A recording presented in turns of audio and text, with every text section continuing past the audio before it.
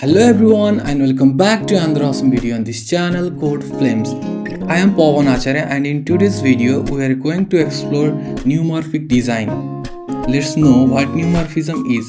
So it is a modern design trend in Flutter that adds a 3D realistic effect to our app's UI elements. It involves creating soft, slightly extruded shapes that appear to sit on top of a surface, casting a subtle shadow and highlights on the surface. It is also known as soft UI. Now let's jump into the code.